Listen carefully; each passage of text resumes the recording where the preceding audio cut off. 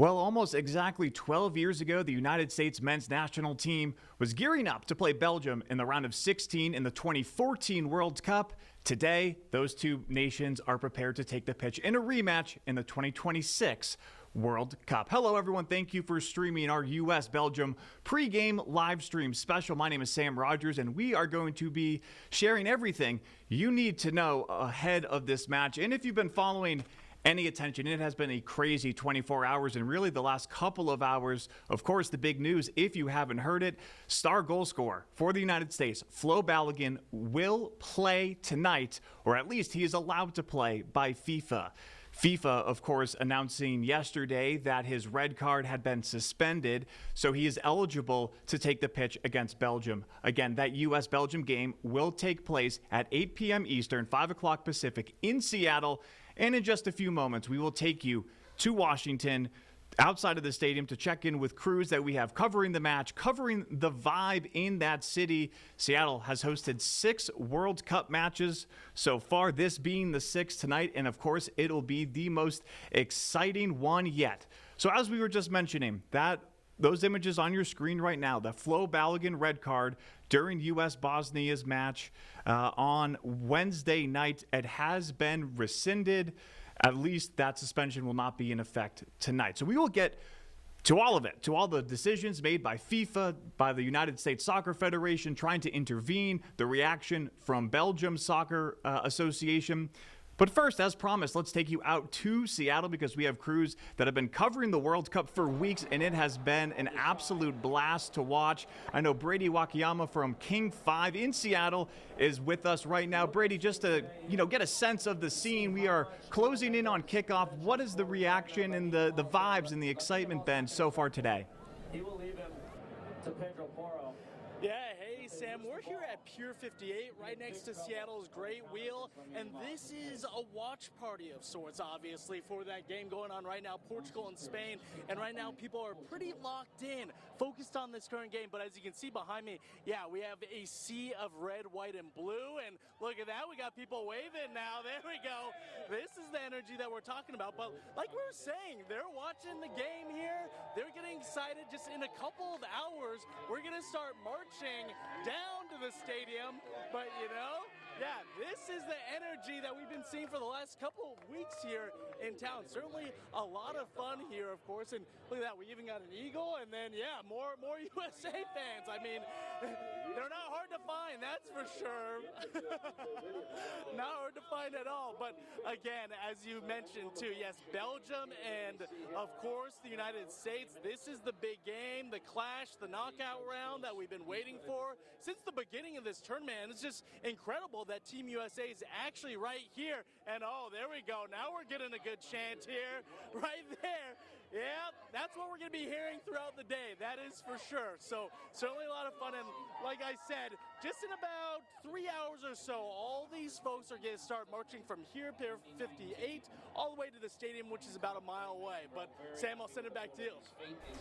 Brady, if you can hear me now that the USA chants are getting started, just want to ask you another question because, so of course, this is the 6th match that Seattle has hosted featuring the United States and featuring Belgium. So what's that relationship been like? A lot of Belgium fans have been hanging out in your city, maybe feeling like it's their home away from home, but unfortunately for them, fortunately, there will be a lot of red, white, and blue for the USMNT out there. Yeah, exactly right. Obviously, we are at the kind of USA headquarters right now.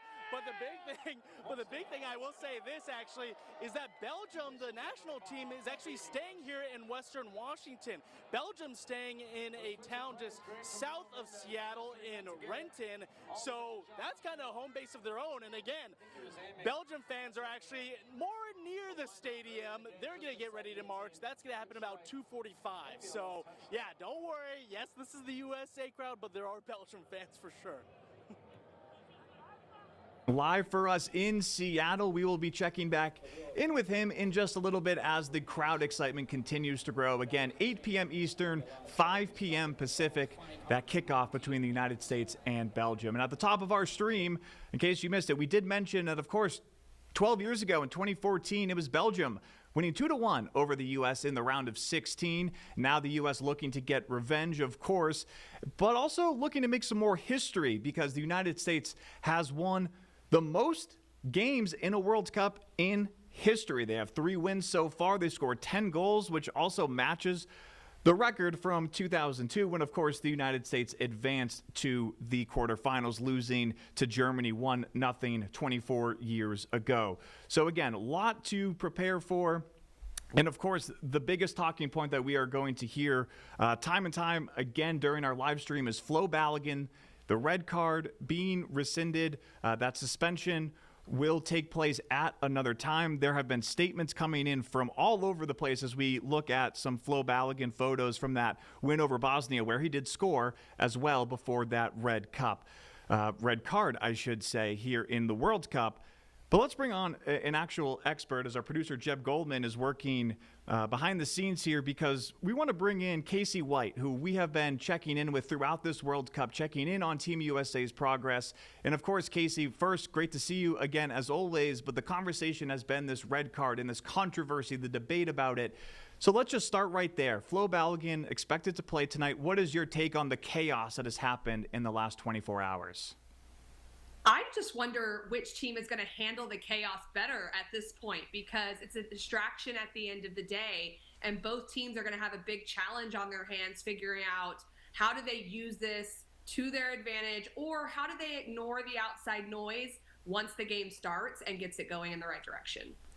And Casey White, of course, a former United States women's national team member, played, of course, for the University of North Carolina Tar Heels, coaching, and the MLS analyst, as we can see in the background, reminding us that the MLS coming back very soon.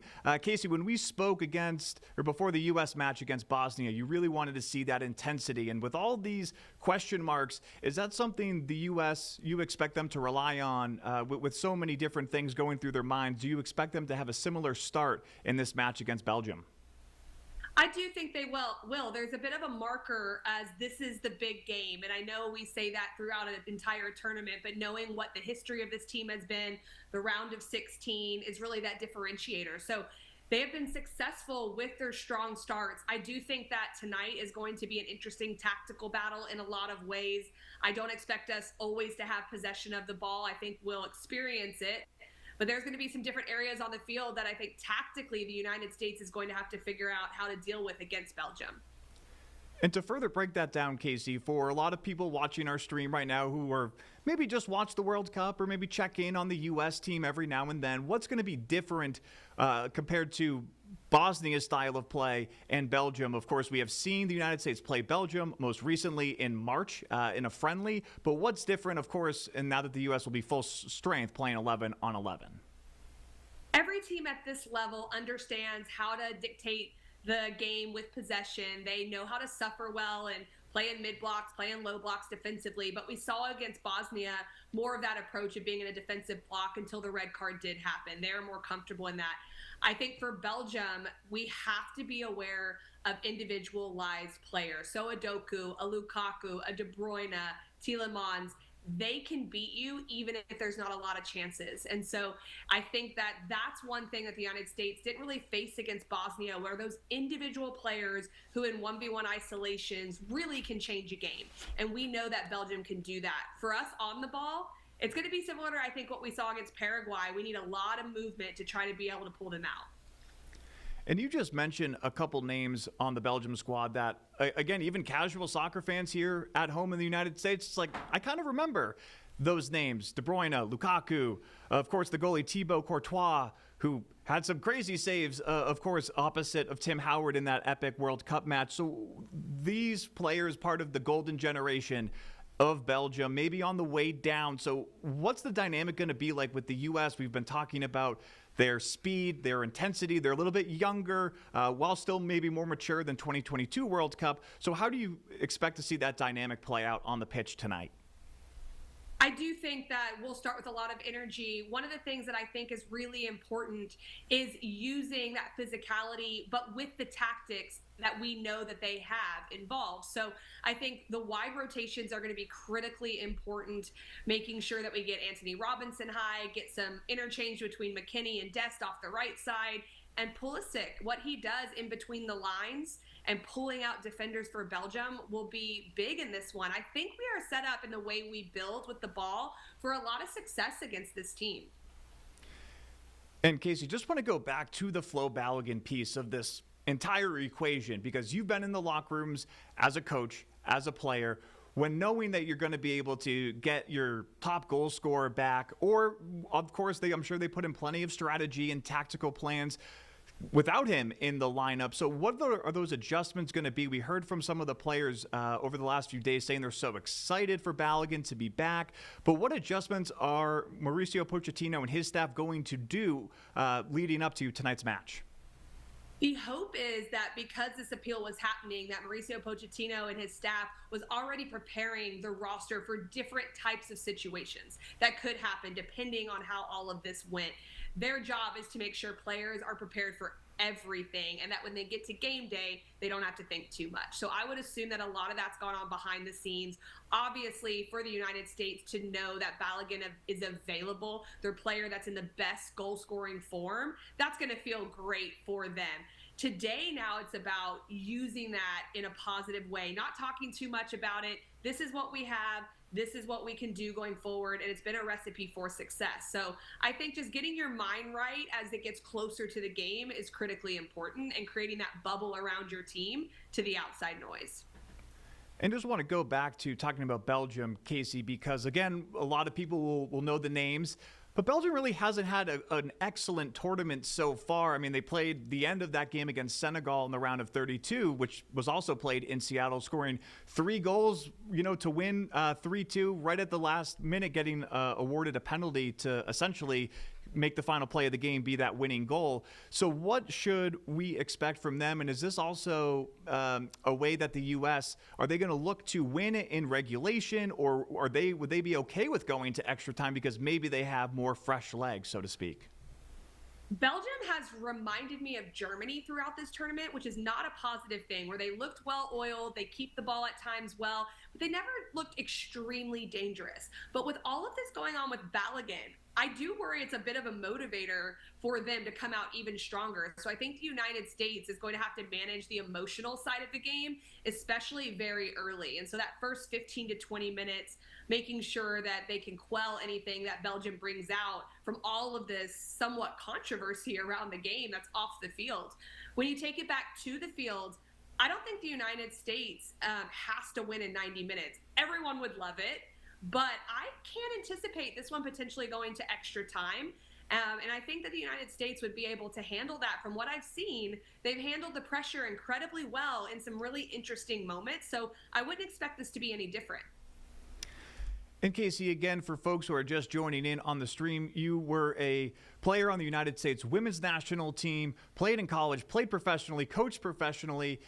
Of course, on the women's side, the goal is always to win the World Cup. The men, a little bit different. Getting to the quarterfinals would be a huge accomplishment. In fact, I believe that was your prediction that would make this tournament successful. But that was before the games have been played. So have your expectations changed a little bit now, seeing the U.S. playing 3 group games and beating Bosnia in the knockout stage?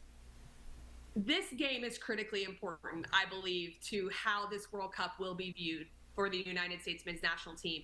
I won't say that my expectations have changed to go even further than the quarterfinals. I will say that it feels more like a reality now. We are 1 game away. Before the World Cup, I felt like the quarterfinals were an outside chance, and I was really betting on our men. Now, I feel like it's a reality, and anything beyond that really just matters with matchups on any given day. So I'm still sticking with quarterfinals. I do believe that that's where the United States men can go, and then from there, we'll see. And if you got to put yourself in Pochettino's shoes, or as an assistant coach talking to the players before the match, because again, like we said, has been since 2002 when the men have reached the quarterfinals. The only time that the United States advanced further was in 1930, the first ever World Cup where the U.S. finished in 3rd. So for all intents and purposes, a historic game today. Would you want to change anything in terms of the pre-game speeches or the rah-rahs? It doesn't really look like Pochettino. That's his style of coaching. So what do you expect to go on in the locker room again ahead of this potentially historic win? It's hard to really gauge and predict what that's going to be like, because so much of being the best manager is reading the room. You have a plan, but sometimes your best laid plans are not what you're feeling in that moment or what you're seeing from your players, from your staff. And so the best managers understand how to adapt and tweak their plans for those types of moments. So I think that combination of how do I want to approach this as a plan, but also feeling the moment is critically important. If I'm Pochettino, I don't see him changing a lot of that. He does seem to be a culture man in the way that he conducts things. So from that perspective, I think he's going to say, this is an opportunity. Look at all this support. Get after it. This is your moment. And that's what I would want to hear if I was in that moment, that I've done everything I can do, and now it's just about displaying that.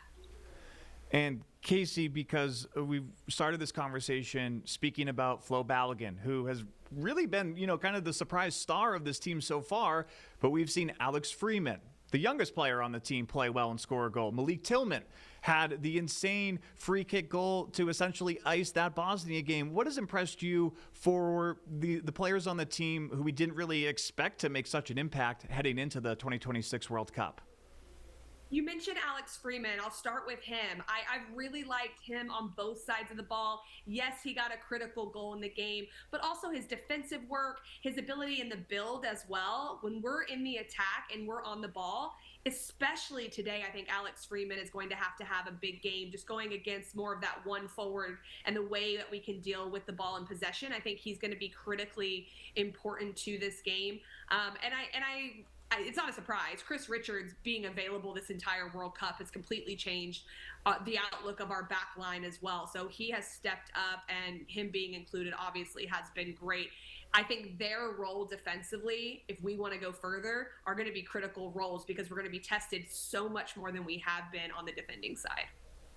It'll be a big test for that back line and for Matt Freese, the goaltender, who at least luckily was able to get tested against Bosnia after not playing in the Turkey game. Had a couple tense moments against Australia and Paraguay, but definitely maybe found his form, which could be some good confidence for him. So, Casey, you perfectly predicted how the United States was going to beat Bosnia. What's your prediction for tonight's game? I believe it's going to be 1-1, and we're going to win in extra time, the United States. That is my prediction. For some reason, I just think we're going to get some free soccer after the 90 minutes. We'll see.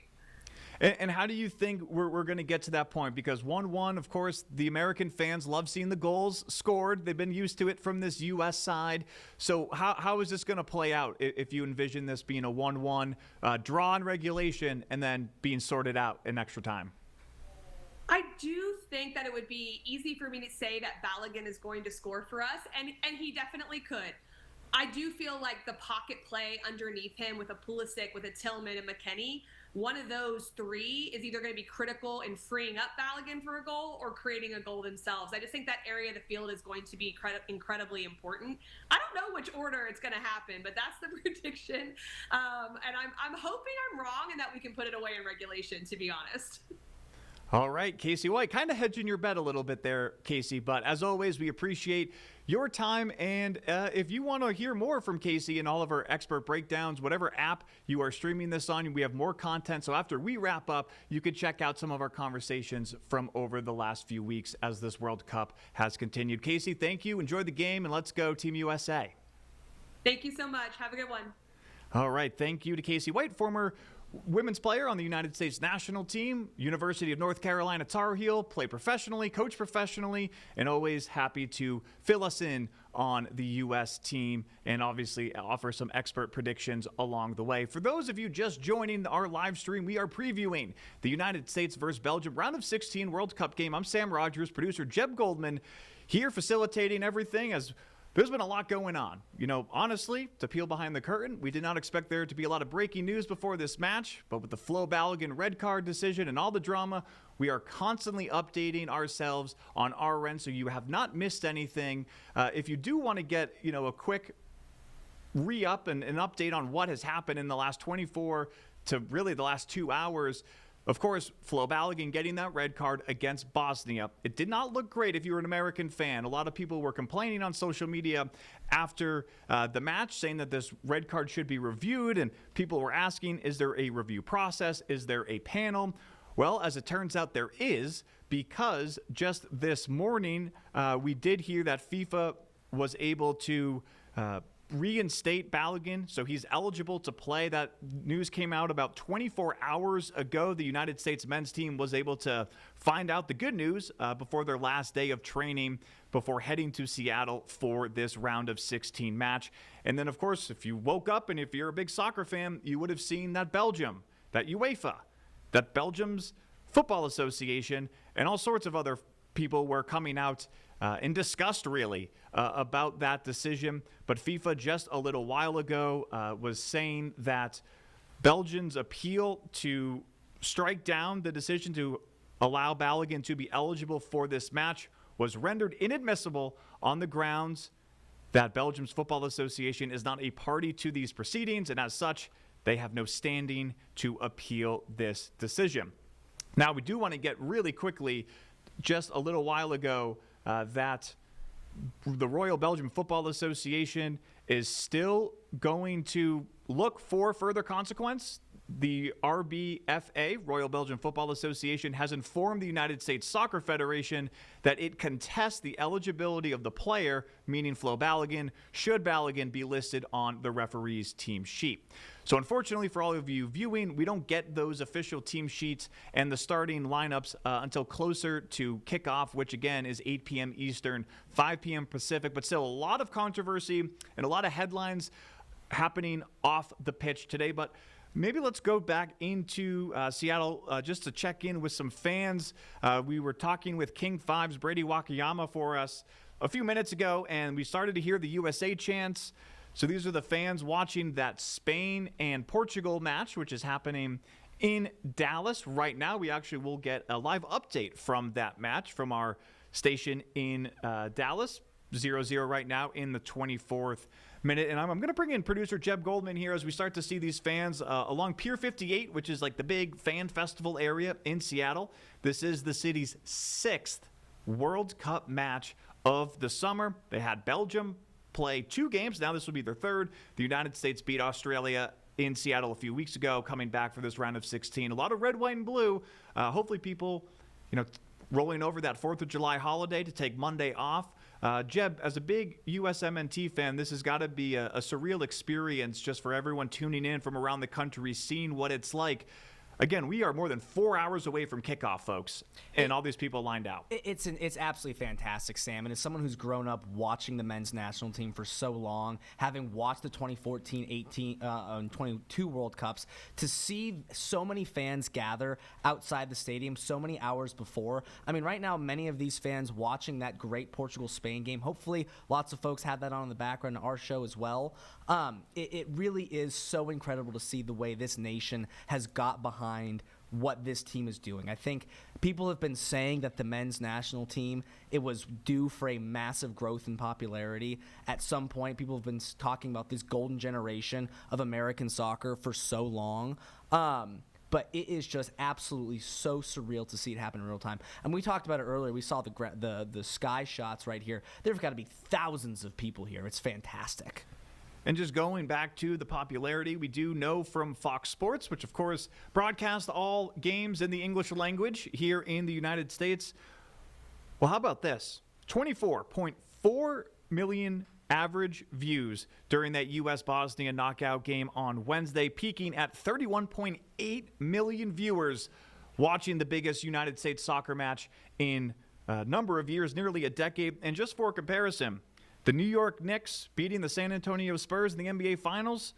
The NBA Finals averaged 20.6 million viewers, so the U.S.-Bosnia game averaging roughly 5 million more people. And have to expect more viewers will tune in tonight. And it's not just the American game getting a lot of attention. According to Fox Sports, each group stage game averaged roughly 5 million viewers, and the FIFA Fan Fest at locations in cities around the country also averaging about 5 million participants going there to watch games, take part in activations, and also being able to enjoy all the fun that the World Cup has brought to the 11 host cities here in the United States.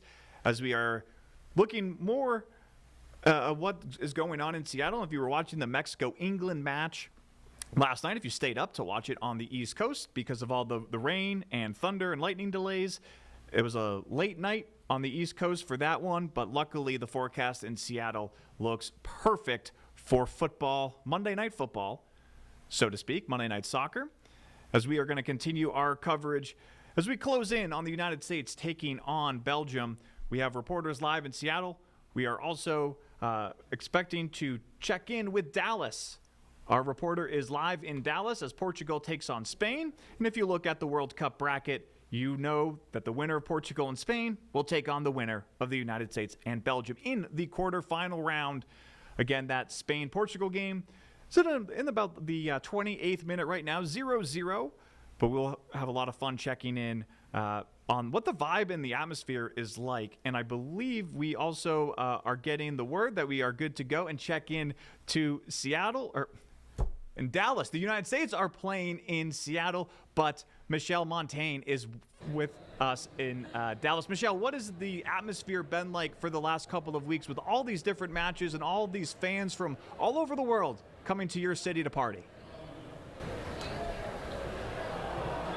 It has been indescribable. And honestly, I think it's fair to say that today's match between Spain and Portugal here at Dallas Stadium is, on paper and on the pitch, the best match that has come through the city. These are two powerhouse historic clubs. They have a historic rivalry in place. So this is a game that should, in theory, have the rowdiest crowd. Well, that actually hasn't been the case, surprisingly. Croatia, England, that crowd at, it was like 9 a.m., had this place, Texas Live, which is the kind of entertainment house, if you will, that's adjacent to the stadium where the matches are being played. I mean, this place was rocking, 9 a.m. Same thing with the Norway match here. Same thing with the Australia match that took place here. These crowds have been chaotic, and it's been so much fun to watch. Obviously, their fans so excited to watch their national teams play. I think maybe because Portugal and Spain have done so well in the World Cup and on the international stage for so long,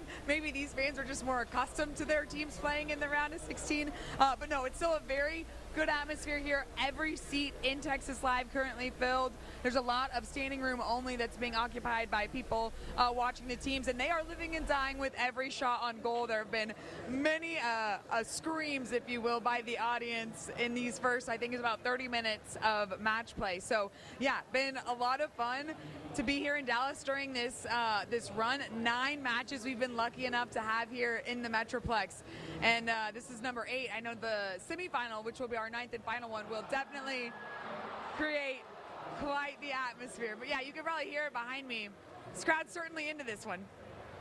Yeah, Michelle, well, let's hope that the gods of live TV bless us a little bit when we get a goal and we get some live reaction from inside, because that would be great. And if it's okay, Michelle, just to ask you, because of course you have a great job assignment today to be able to watch this watch party and cover it for your station, but what has it been like living in Dallas and around the city for the last number of weeks as all these cultures from around the globe have been kind of, melting, for lack of a better term? It's been incredible. I mean, from the very first weekend ahead of those opening matches, when you had so many different countries putting on marches and parades to really kick off the event with some of those opening group stage matches that took place here in Dallas, there were parades all over the city. Some that were downtown right next to our WFAA headquarters that closed down all of the surrounding streets to get into the building. I mean, it's been awesome to see. Yesterday, with that huge match between Mexico and England taking place, I saw Mexican national team kits all over the city. I mean, I went to the grocery store in the morning. The clerks in the grocery store aisles repping their jerseys proudly. I actually live not too far from where the Spanish team is staying while they're here in Dallas. There are thousands, or at least hundreds of fans lined up outside of the hotels just to get a glimpse at their favorite players. So yeah, certainly living here during this momentous time, not just for our country, but for the sport of soccer in general. You think back to 1994, the last time the U.S. hosted the World Cup, and all of the growth and expansion we've seen in the game since then. Now we kind of have a foothold on the game, and now it's about building on that. Dan Hunt is one of the chairs of the North Texas FIFA World Cup Committee. He was a big part of bringing the World Cup to Dallas, and more specifically to the United States, and he has been very vocal about using this time and the presence of the World Cup to continue growing the game. It's something he's super passionate about, and it's something that it's been really cool to see firsthand throughout this run of matches so far. And of course, Michelle, Dallas, it's a Cowboys country. It's football, football, football. I'm talking about American football. Has anything surprised you in how maybe not the biggest soccer fans in the city have really galvanized and are supporting the U.S. men's team?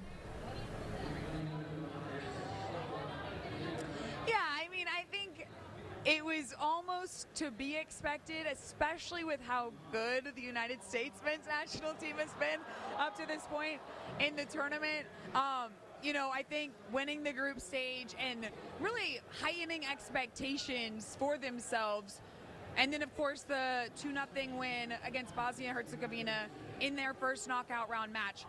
Those performances, I think, did a lot in terms of galvanizing those maybe fringe fans and showed, the people who follow U.S. soccer knew that this was probably the deepest team that this country has had in at least a decade.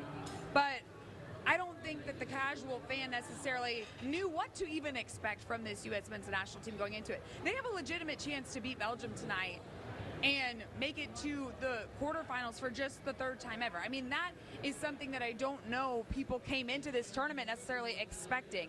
And so I think because of their performance to date, you have seen a lot of these, just sports fans or football fans be a little bit more inclined to cheer on guys playing soccer. But I think it's because, this is a country who's passionate about sports in general, and of course they're going to rally behind the Stars and Stripes. So it's been fun to watch this very football-oriented state fill up bars all across Dallas-Fort Worth and scream at the top of their lungs when they see, Flo Balogun putting one in the back of the net. Michelle Montaigne giving us everything we need to know from Dallas as that Spain-Portugal game continues. Michelle, we thought we'd be able to get a live goal reaction in the background, but if we do see a goal scored, hopefully we can hopefully we can get your camera shot and we'll get some live reaction. That would be a lot of fun. But Michelle Montaigne with WFAA in Dallas, we really appreciate your time, and hopefully in the next few minutes we do get some crazy crowd pops and we can check back in with her. But let's pull it back now because we want to go talk about Seattle. And of course, there's going to be a lot of American fans at Seattle Stadium tonight. We saw that in that match against Australia in the group stage. But if you've been with us in our live stream, you would also know that Belgium has played multiple games in Seattle, and their fans have also called Seattle a second home as they travel around our country to watch their team in the World Cup. Well, Christian Balderas is going to introduce us to a man who is going to be rooting pretty hard tonight for the other side. It's going to be a tough game, but we're going to win. Today's the big day. Victory Hall will once again transform into the House of the Devils as Belgium prepares to square off against the U.S. We are football fans. Football, Belgium, soccer fans, football. Vive la Belgique! Yes, we love Belgium. Du spectacle. Jordan is a supermarket owner back home in Belgium, but on match day, he's Obeljiks. He's at every Belgium game.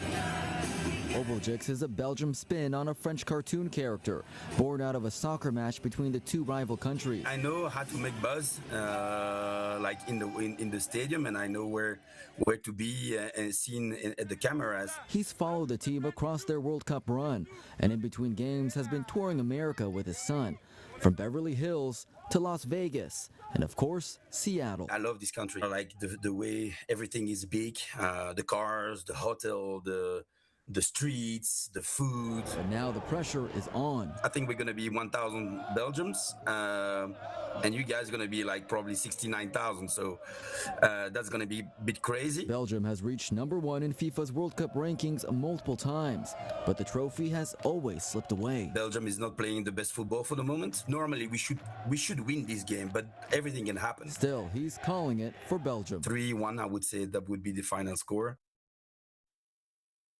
Well, I don't think a lot of U.S. soccer fans would be happy if that were the result tonight. Let's stay in Seattle, and let's bring in Chris Egan, who has been up early getting ready for this match live outside Seattle Stadium. Chris, has to be one of the biggest sporting events in the city's history tonight. What has the atmosphere been like leading up to game time? Yeah, Sam, it has been absolutely electric, and you're right. I've been covering sports in this great city for over 26 years now. I've been watching sports in this city for over 50 years, and yeah, I think this could go down as the biggest sporting event to ever take place in this city. And there's been a lot through the years, but this could be the day, especially on an international level. The city is buzzing. The stadium behind me is going to be rocking tonight. No question about that. And the streets are filling up here in Seattle. It's going to be fun. As for the U.S. men's national team, they arrived back in Seattle on Thursday. They practiced at the University of Washington on Friday, Saturday, and on Sunday. They had a special fun night at the T-Mobile Park on Friday night. The team was there for the big Mariners game as the M's took on the Blue Jays. The Belgian team, meanwhile, they've been practicing at the Seattle Sounders complex a little bit south of here in Renton. Earlier today, I spoke with Sounders head coach Brian Smetzer and asked him to break down today's matchup against Belgium. Well, I think Belgium's headed in the right direction. You know, they started off with a couple of draws, and, you know, people were saying, well, they're a little old and Lukaku, you know, but man, they've picked it up a little bit. That last game against Senegal was a hard match, and they found a way to go through. So yeah, you're talking about De Bruyne, you're talking about Lukaku, you're talking about Courtois, you're talking about some of the remainder of the golden generation, but Tielemans, the guy who makes things work, the captain, I think he's a tremendous player. A lot of talent on that Belgium squad.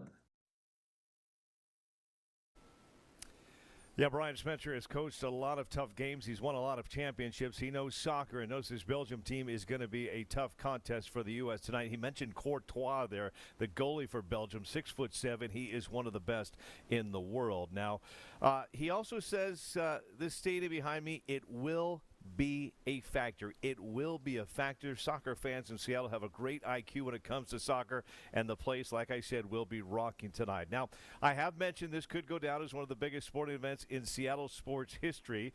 I worked here a long time. So has Dave Softy Mahler from KJR Sports Radio here in Seattle. I wanted to get his thoughts on how big this match is tonight and what it means for the Pacific Northwest. Obviously, from an international perspective, this is the biggest event we've ever hosted, right? I mean, the ratings in the States and the US of A, they're saying could top 40, 50 million people. We could see NFC championship level ratings for this game tonight with the USA and Belgium. And Dave Softy Mahler will be attending the game tonight. He said he had to take a small loan out to get tickets for the match. He'll be wearing his Rocky Balboa red, white, and blue shorts tonight, Sam, so that should be fun. But when you ask for a game day environment, it doesn't get much better than this. Blue skies, 70 degrees. You can't see it, but Mount Rainier shining bright on this day. The king salmon are biting out in the ocean, so it's all good stuff. And Flo Balogun will be playing, as you've talked about on this show, and Flo is very dangerous, key for this U.S. squad, stretches the defense, creates space, and the U.S. will need that against a very good Belgium defense. Sam, that's it from Seattle. Let's send it back to you. All right, Chris, thank you so much for all your insights. Speaking with everybody who has so many connections to Seattle's soccer history, and of course you have the Seahawks, you've had this legendary sports town.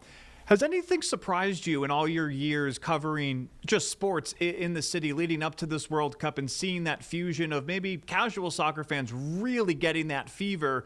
Or is this kind of par for the course in the Pacific Northwest? Well, no, I think you hit it on the head right there. It's very interesting during this World Cup. We're seeing a lot of fans that maybe weren't big soccer fans. They're big into the Seattle Seahawks, big into the Seattle Mariners, Seattle Storm, but just weren't soccer fans. And we are seeing those casual fans, because of this World Cup, showing their pride, showing out for the events. Maybe they're not getting into the match tonight, but they are filling the streets of Seattle. The march to the match will be the biggest in Seattle history tonight. So it's pretty cool. In fact, I've got a son-in-law who's a big basketball player, played college sports and played basketball in college, Sam, and he said, I'm not a big fan of soccer. He said that about 2 months ago. Now I can't get the guy away from the TV. He is watching every single match. He's glued in, and he's telling me, like, can I get tickets from you, Chris, to get to the match tonight? I'm like, no, it's too late, buddy, all right? Those tickets are gone. But that's what's happening here in Seattle. You're seeing so many people just enthralled with this game, and they can't wait for tonight's big show. But I will say this. There's a lot of people out there that think the U.S. is going to roll. This Belgium team is here for a reason. They haven't played their best soccer yet. Will it happen tonight? We'll have to wait and see. They are loaded with plenty of superstars. Well, Chris, I think we know the next Christmas gift for your son-in-law. It's a number 10 Christian Pulisic jersey. You just order that right now. Be in time, for Christmas, and we are good to go. And you know what I'm going to do for you, Sam, too? I'm going to give you a gift. I'm going to bring out a Seahawks Super Bowl championship jersey, send it your way as well, too. I know, Chris, we talked about Patriots, this. So I want to do my best and help you out, Sam. We talked about this before the show. For everybody tuning in, I'm a Massachusetts guy. I'm a New England Patriots fan. And, of course, the Seahawks beat the heck out of the New England Patriots in the last Super Bowl. But, hey, we can talk about that Malcolm Butler interception about 11 years ago if we want to go down that road, Chris. Yeah, I think I'm getting a bad connection, Sam. I don't remember. I didn't hear what you said there in that last sentence. Yeah, I can hear you. Yeah. Yeah, tech issues. We're streaming this all over the country. That happens. But in all sincerity, Christopher Egan, we want to give you another big thank you for coming on and giving us some great insight on everything happening in Seattle. It is going to be an awesome day in Washington, in the Pacific Northwest, and here across the country. So, Chris, thank you so much for your time, and we'll be checking back in Seattle with Brady, our other live reporter who is outside of the stadium and kind of near the fan festival area. So we will check back in with him very soon. Chris, thank you again. He's going to be enjoying the game. It's going to be a lot of fun. Jeb, just to bring you in really quick, just to kind of get some reaction from that, because just that excitement, we heard it in Dallas. We just heard that from Chris in Seattle, that even non-soccer fans are just so excited for the match tonight. It's obviously helped, of course, the games being in America with the time zones. I mean, 8 p.m. Eastern time, it's Monday Night Football. I know I made that joke earlier, but we're used to games this late, and of course, in the Pacific Coast, 5 o'clock right after work. So I think everything has just been kind of lining up, and of course, going into this World Cup, we talked about it in our World Cup preview show that we did a few weeks ago. Didn't really have a lot of expectations for this team. Then the group stage happened. Then it's, okay, maybe we make it a little bit further. And now here we are taking on Belgium. And I think if you ask anyone whether they're an American or not, pretty 50-50, maybe a hair advantage to the U.S. because of the home field advantage. But this World Cup fever has been sweeping up America, Jeb. It has, and I think this is a match that so many of us wanted when we saw the actual brackets come out. I mean, I'll never forget being 13 years old, watching that USA-Belgium game. Tim Howard, Secretary of Defense, absolutely electric in net, Sam. It was one of the best games I've ever seen. Ultimately ended up being kind of a letdown for the U.S., but it was still such a great game.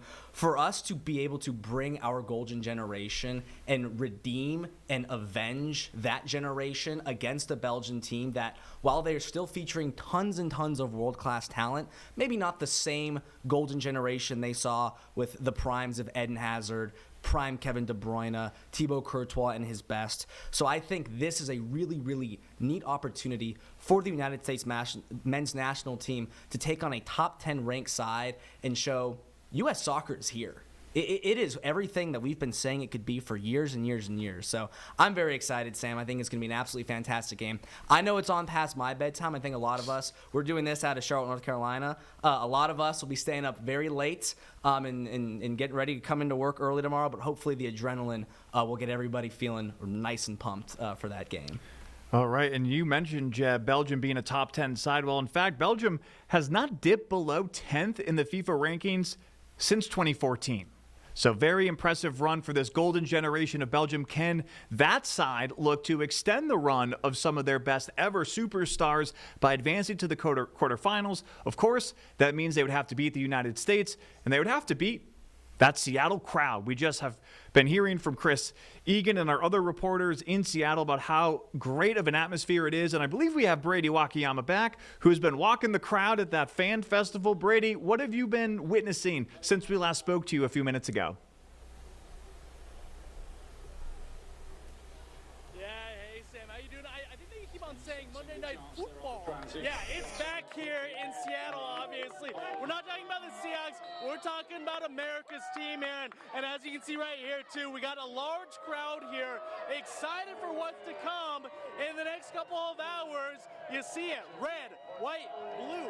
It was July 4th just a couple days ago. I think that this is July 4th Junior, because look at this. This is what it's all about. This energy, yeah, the World's Game right here in the Emerald City. And again, all these folks, they're going to be marching soon. We got about, I think about 2 hours or so until they're going to be marching from right here at Pier 58 or Pier 56, excuse me, and then all the way to the stadium. So that's about a mile away. But certainly a lot of fun here, and they're locked in right now. That Spain-Portugal game, which is right now 0-0. But the real big game for us, at least, yeah, it's in a matter of hours. Sam? All right, Brady, we're going to keep you for just a few more seconds because we tried to get a live reaction to a goal when we were checking in with our Dallas correspondent. So we want to keep you on the stream until halftime. So if we do hear a goal, we do get that great reaction. So, of course, Brady, everyone is getting so excited for that march. So tell us about what fans will be able to expect, or what's going to be happening in Seattle from now until game time. Just for all of us who aren't living in the city, we kind of know what to expect before the match at 5 p.m. local time. They'll be thinking, could we? Well, Sam, I would say that Seattle is certainly the place to be here on July 6th. There are multiple viewing parties scattered throughout the city and really scattered throughout the region, whether it's at businesses or popular places like the waterfront or downtown Seattle or even the Chinatown International District. There are viewing parties. They're all free for all the people, all the USA fans, so certainly a lot of fun. And we touched on it earlier this hour, too, that Belgium fans are here. Yes, this is the USA fan zone essentially, but I'm telling you, I can confirm there are Belgium fans, and they're more so near the stadium at this place called Victory Hall, which is right next to T-Mobile Park. So that march for them is actually happening at 2:45. So, but as you can see right here, still a lot of excitement here, and this is just the appetizer of what's to come, Sam. Those USA chants breaking out more than 4 hours before the U.S. takes on Belgium in the round of 16. Brady, we thank you again for your time, and he's going to have a blast covering this entire event and all the pregame festivities. So, Brady, thank you so much for giving us an inside look at all the hype happening in Seattle. Now, we want to take it back into our studio for just a few minutes before we wrap up, because Eugene Robinson, who is an anchor here at WCNC Charlotte, well, he happened to be a football teammate with Antonio Freeman. Now, why are we bringing that up? Well, Antonio Freeman's son, Alex, is, of course, that same Alex Freeman on the U.S. men's national team. Well, Eugene and Antonio talked about their football days and talked about why a former NFL, Pro Bowl caliber wide receiver, why his son got into soccer and how he made his way onto the USMNT squad. What was his role to making the U.S. national team? Man, it's funny, man, because he tried out. He had a tryout for Inter Miami's academy when he was 15. It didn't go well. He didn't make the team. As a dad, afterwards, I knew he was upset. But all I could tell him is, there'll be another opportunity, but just make sure we're ready for the next opportunity. I didn't really know the next opportunity or when it was coming or where it was coming from, because it was soccer. It wasn't anything that I was ultra familiar with. And this opportunity came 3 hours away down the road at Orlando City. And he got a chance to go there and just grow, just continue to grow as a player, and just kind of meet every challenge that's faced him, Gino. You know, playing in the academy, then playing in the MLS next, and then playing in the MLS. It really wasn't appealing. People really didn't listen to me that my son played soccer until he got into the MLS. You know, the academy, they weren't too impressed. The MLS next, they weren't too impressed. But when he got to the MLS, and he made his mark on his first professional start, I think that's when a lot of my friends and supporters really started to come around and say, hey, Free's son can ball. Well, we understand that we know that he had an assist in the first game, and then we had a header in the second game. You have to be extremely proud of what your son has been doing, regardless of the outcome of anything else. Man, when he just got an opportunity in the 11th grade to go to Orlando during the COVID and be a part of their academy team. To me, that was making it. That was getting an opportunity. You know, nothing cemented in stone. And man, just his opportunity, being ready for the moment when he made the U.S. national team for the Gold Cup. He was pretty much an unknown to the world, to his teammates even. Some of his teammates reported to the Gold Cup and said, who is this Alex Freeman kid? And he just kept his head down, kept working, and before long, people on the outside and his teammates found out very quickly who Alex Freeman was, because his work ethic is going to shine through each and every time.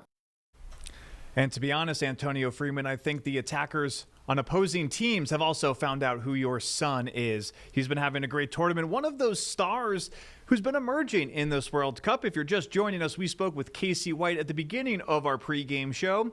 She was on the United States women's national team, played college soccer, of course, was a professional coach, as well as being a player. And she said Freeman, Malik Tillman, and even Flo Balogun have emerged as making a name for themselves in this tournament. Now, if you're just tuning into the stream, we've been talking about Flo Balogun and that decision by FIFA to allow him to play, despite Balogun receiving a red card against Bosnia, which means under the rules, he technically should have been suspended for this match against Belgium later on this evening. But through a varying appeals process, there will be a Balogun playing on the pitch tonight, and that's going to be a key for the United States. Balogun leads the U.S. with 3 goals so far this tournament. As we just heard from his father, Antonio, Alex Freeman has scored a goal and an assist. Malik Tillman and Sebastian Berhalter, as well as Gio Reyna, 1 goals each. You know who hasn't scored? That man on the right, number 10, Christian Pulisic. He's been creating a lot of opportunities, and that's actually something we haven't talked about during this pregame show. Remember, Christian Pulisic didn't play the second half against Paraguay. Then he didn't play against Australia because of that calf injury. Played the second half against Turkey and played that full game against Bosnia in the knockout stage. He has yet to score, but he has produced a whole lot, and he hasn't even played that many minutes compared to other players on the U.S. side. But it has been such a chaotic day with the hype in Seattle, the drama and the controversy on social media about Flo Balogun's red card, that I just remembered that Pulisic also has a calf injury. Not saying that it's going to be affecting him today, but he has been suffering and dealing with that all tournament. And Jeb Goldman, our producer here, can we throw up the bracket just as we get into halftime in the first game of today? Portugal and Spain officially at the half, that game being played in Dallas. So the winner of that match will take on the winner of the United States and Belgium. France and Morocco already qualifying to the quarterfinals. They will meet in a few days. Norway beating Brazil. What a match if you were able to catch that yesterday. And England taking down Mexico, despite England playing on a red card, only with 10 men, able to survive Azteca. I believe that is only the 3rd match Mexico has ever lost at the Azteca in Mexico City. So an incredible result for both Norway and England, and now both those teams will look to advance to the semifinals in just a couple days. Argentina and Egypt, Switzerland, Colombia, the other games in the round of 16. Of course, Lionel Messi and Argentina, the defending champs, looking to go back-to-back, which hasn't happened in a long time in the World Cup. All right. So everyone caught their breath? As we are closing in on our pregame show, the United States and Belgium meeting in the round of 16. That match will be 8 p.m. Eastern Time, 5 p.m. Pacific. Whole lot of storylines, and many of them not even on the pitch. Jeb, final thoughts before this match. We know that the U.S. is going to have the home field advantage. They're going to be hyped up, and they get their star striker back. But what are you looking out for? I think ultimately it's getting Balogun the ball in dangerous areas. I always say if you give your best players the ball in dangerous places, Balogun, Pulisic, getting them the ball in the 18-yard box, I think that's what they need to have happen. Whoever Belgium has up top, whether it's De Ketelaere or Romelu Lukaku, making sure those guys don't have too much of an impact on the game. I think this is a great opportunity for the United States men's soccer team to really make a statement. I'm looking forward to a big win tonight. Belgium and the United States have played competitive matches 7 times. Belgium has won 6 of those matches. The only time the United States beat the country? In 1930. It was a 3-0 win in the World Cup. Of course, the United States finished 3rd that year, the best result the Stars and Stripes have ever had in the biggest tournament in sports, trying to get back to the quarterfinals for the first time since 2002. Will it be slaying their old foe? Ironically, Belgium's team mascot, the Red Dragons, the U.S. trying to slay the dragon and reach the quarterfinals to continue this historic and galvanizing run that everyone around the country is tuning in for, peaking at 32 million viewers. A couple games ago, we were expecting a whole lot more. We thank you so much for streaming this pregame special. I'm Sam Rogers. Let's go, Team USA.